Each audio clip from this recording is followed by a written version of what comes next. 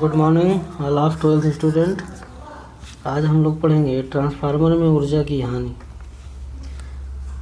व्यवहार में द्वितीय कुंडली से प्राप्त ऊर्जा प्राथमिक कुंडली को दी गई ऊर्जा से कुछ कम होती है। इसका कारण यह है कि ट्रांसफार्मर में ऊर्जा की अनेक प्रकार की हानियाँ होती हैं जिन्हें पूर्णतः टाला नहीं जा सकता।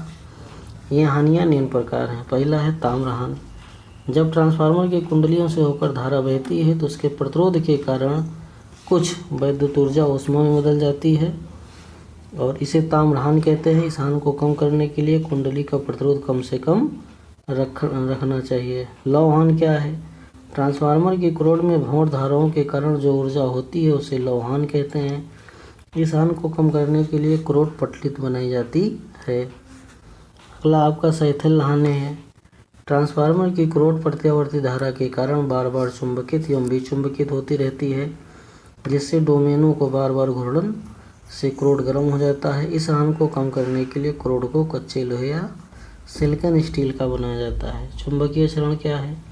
जब प्राथमिक कुंडली से उत्पन्न समस्त चुंबकीय फ्लक्स द्वितीय कुंडली से संबंध नहीं रहता है तो ऊर्जा की जो हानि होती है उसे चुंबकीय क्षरण कहते हैं। नेक्स्ट है श्रेणी तथा समांतर नादी प्रपथों में अंतर।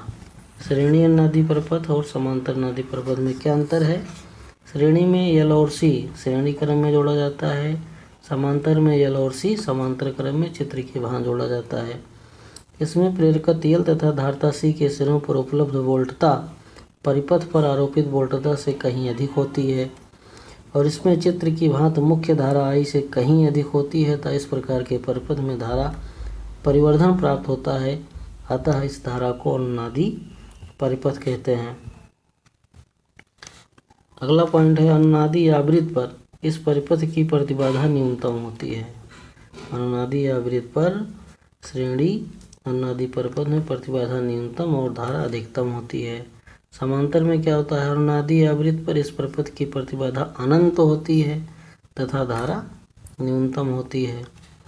अगला पॉइंट है इसलिए यह परिपथ विभिन्न आवृत्तियों की धाराओं में से अनुनादी आवृत्ति की संगत धारा को ही अपने अंदर से गुजरने देता है, इसलिए इसको स्वीकारी परिपथ भी कहते हैं और इसका उपयोग रेडियोग्राही को ट्यून करने में किया जाता है।